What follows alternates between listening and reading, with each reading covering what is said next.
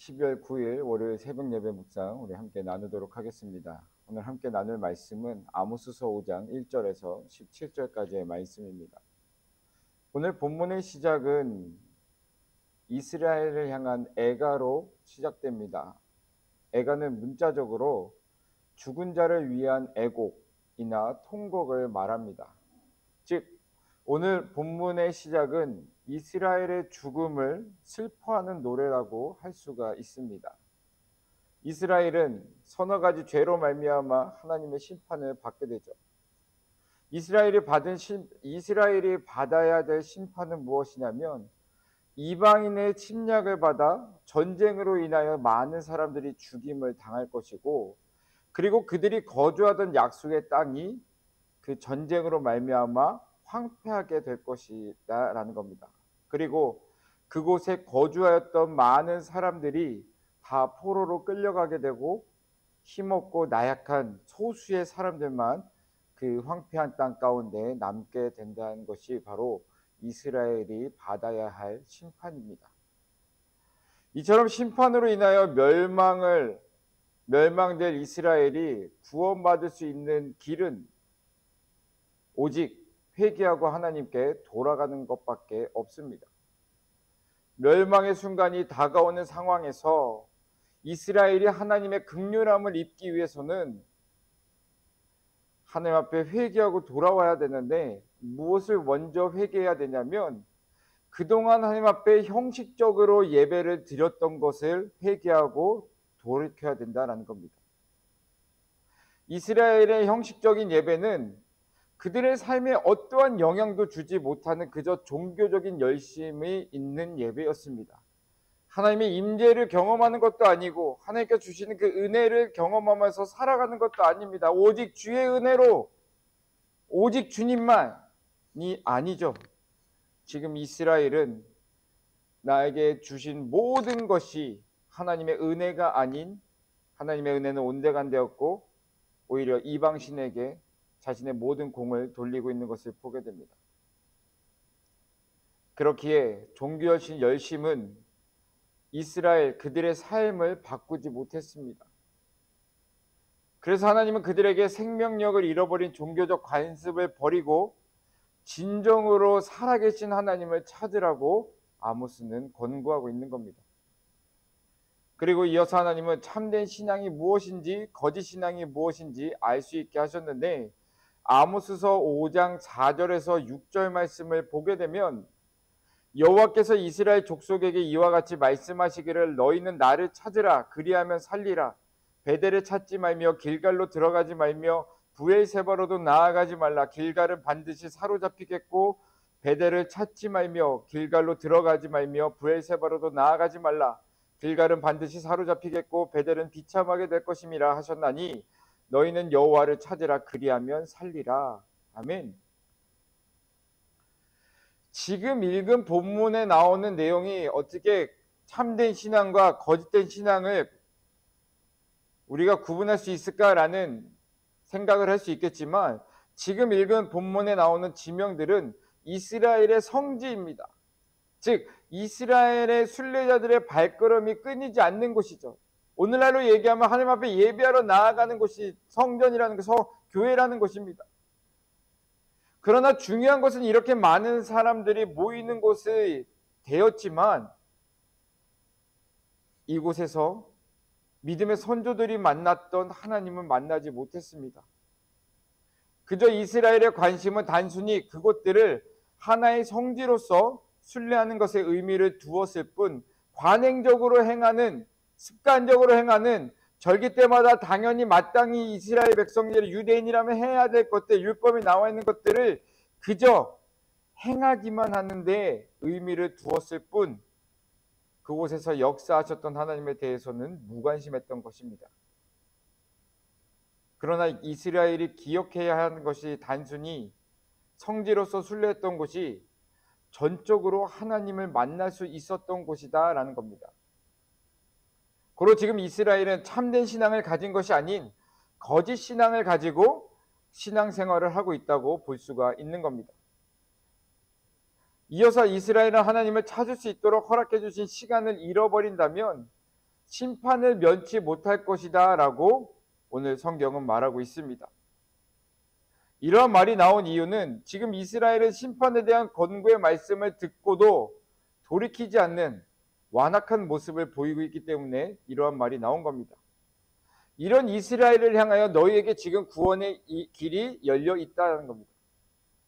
아모스 5장 14절에서 15절 말씀을 보면 너희는 살려면 선을 구하고 악을 구하지 말지어다. 만군의 하나님 여호와께서 너희의 말과 같이 너희와 함께 하시리라.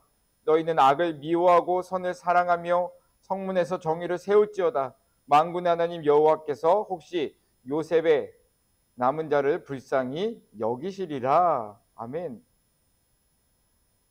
사랑하는 성도 여러분, 이스라엘은 자기들이 스스로 범한 죄 때문에 그리고 자신들이 스스로 결정해서 행한 행동 때문에 그들은 심판을 받게 됩니다. 그러나 하나님은 그 심판으로 끝내시는 것이 아니라 그 안에 남은 자들을 생각하셔서 그들에게 회복할 수 있는, 회개하여서 돌이킬 수 있는 그 길을 열어주셨습니다. 사랑하는 성도 여러분, 오늘 본문을 통해서 우리는 두 가지를 여러분들과 함께 간략하게 나눠볼 수 있는데요. 하나는 지금 우리가 드리는 예배가 하나님 앞에 참된 예배인가 라는 겁니다. 실제로 우리가 드리는 예배가 삶에 어떠한 영향도 주지 못하고 있다면 그것은 참된 예배라고 말할 수가 없습니다. 그러므로 우리가 이런 예배를 부지런히 열심히 드릴지라도 그것은 다만 무의미한 종교적 의식에 불과할 뿐이다 라고 말씀을 드릴 수 있습니다. 그러나 우리가 드리는 예배가 우리로 하여금 끊임없이 하나님의 선하시고 기뻐하시고 온전하신 뜻에 합당한 삶을 살도록 이끌어주는 능력이 되어주고 있다라면 이와 같은 예배는 하나님께서 기뻐 받으시는 참된 예배라고 확신할 수가 있습니다. 실제로 우리가 예배를 통하여 하나님의 임재 가운데 들어간다면 무엇보다 우리는 하나님 앞에서 자신의 모습을 보게 되고 또한 자신을 하나님의 온전한 뜻에 합당한 자로 변화시키고자 하는 마음을 갖게 되는 겁니다. 성령의 감동하심을 통하여서 말씀이 들리고 그 들린 말씀으로 인해서 지금 내가 올바른 길을 가고 있지 않구나 라는 것을 깨닫고 회개하면서 다시금 올바른 길로 나아가기 위한 그런 삶의 변화의 그런 시작점이 바로 오늘 우리가 드리고 있는 예배다라는 겁니다. 그러므로 진정으로 하나님을 의식하고 살거나 또는 하나님의 임재 가운데 참여하게 된다면 거기에는 삶의 갱신이, 삶의 변화가 일어날 수밖에 없는 것입니다.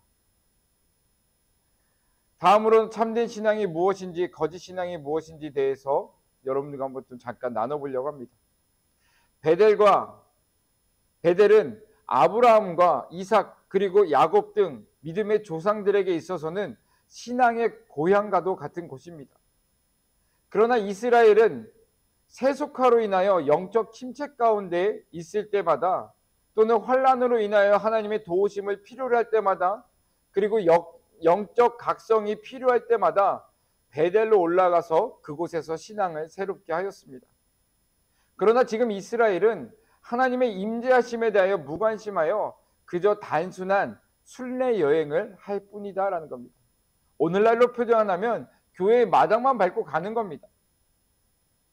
그래서 남들이 하는 거 다 하죠. 앉아서 사도신경도 외워보고 그리고 찬송도 불러보고 성가대가 노래를 잘하나 못하나 듣기도 해보고 오늘 목사님의 말씀이 좋은지 안 좋은지 나한테 유익이 되는지 안 되는지 한번 들어보기도 하고 남들 헌금 내니까 나도 따라서 헌금을 내고 머쓱하니까 그리고 축도가 끝나면 불이 나게 정한 그 약속에 늦지 않으려고 달려가는 우리들의 모습을 보게 됩니다. 그저 그냥 예배 여행을 할 뿐입니다. 이와 같은 사실을 오늘 우리들에게도 이렇게 동일하게 적용되는 것을 볼 수 있는데 이스라엘이 베델과 길갈 그리고 브엘세바를 특별한 곳으로 알고 그것을 성지로 삼았던 것처럼 대부분의 그리스도인들은 교회를 특별한 곳으로 알고 신앙의 중심지로 알고 있었습니다. 그럼 알매도 불구하고 그리스도인들이 교회에서 하나님의 임재하심에 대하여 무관심한다면 교회는 신앙에 어떤 영향도 줄 수 없는 것이 되고 맙니다. 실례로 이런 것이 있죠. 주일학교 아이들 교사를 합니다. 어린이 예배를 드리는 겁니다. 그러나 내가 예배자로 하나님 앞에 온전한 예배를 드리지 아니하고 아이들한테 가서 선생님이라는 이유로 너희는 예배 잘 들어야 돼, 예배 시간에 떠들면 안 돼, 공과 시간에 말씀을 나누면서도 하나님이 이렇게 얘기하시더라, 그러니까 너희는 이렇게 살아야 돼 라고 말한다고 하여서 그 아이들 가운데 신앙이 들어가겠냐라는 겁니다. 교사가 기도하지 아니하고 참된 예배를 드리지 아니하는데 거짓된 신앙을 가지고 있는데 어떻게 그 선생님 밑에서 자라나는 아이들이 참된 예배라는 것을 배울 수가 있겠습니까? 또한 하나님의 임재하심이 떠난 교회 역시 우리의 삶에 어떤 의미도 줄 수 없게 되는 것을 보게 됩니다. 하나님이 임재하심이 없는 베델과 길갈과 브에셀발은 이스라엘을 구원할 수가 없었습니다. 하나님의 임재하심이 있어야지만 그곳이 구원을 받을 수 있는 장소가 되는 겁니다. 마찬가지로 교회도 하나님께서 임재하실 때에만 교회로서의 의미가 있는 것입니다. 그래서 우리가 교회에 나오면 하나님의 임재를 경험하기 위하여서 성령 충만할 수 있게 해달라고 기도하는 겁니다. 왜냐하면 그것이 없으면 무의미하기 때문에 그렇습니다. 그렇게 오늘 우리들이 가지고 있는 신앙이 참된 신앙인지 아니면 거짓 신앙인지 교회 안에서의 우리가 행하는 모습과 교회 밖에서의 우리의 삶의 모습을 보면 우리는 충분히 우리의 신앙을 분별할 수가 있는 겁니다. 사랑하는 성도 여러분, 하나님의 말씀에 순종하며 사는 삶은 그저 말씀을 지식적으로 믿는다고 하여서 하나님 앞에서의 행위만 한다고 하여서 그 삶이 말씀에 순종하는 삶은 아닙니다. 진정한 말씀에 순종하는 삶은 하나님 앞에서도 그렇고 그리고 나아가 우리의 삶에서도 말씀으로 인하여 영향을 받으며 살아가는 삶인 것입니다. 사랑하는 성도 여러분, 오늘 말씀을 다시 한번 읽어보시면서 오늘 우리의 모습이 하나님 앞에 어떠한지 우리의 모습과 우리의 신앙을 점검해 보시기를 바랍니다.